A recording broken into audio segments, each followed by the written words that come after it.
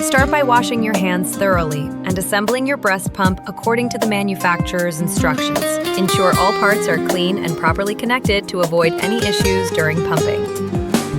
Check your flange size carefully.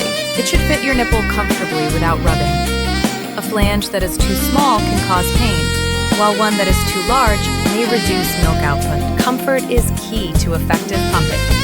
Begin pumping in stimulation mode, which uses faster, lighter suction to trigger milk letdown. Once milk starts flowing, switch to expression mode with slower, deeper suction to efficiently remove milk. Pump for 15 to 20 minutes or 2 to 5 minutes after the last drops.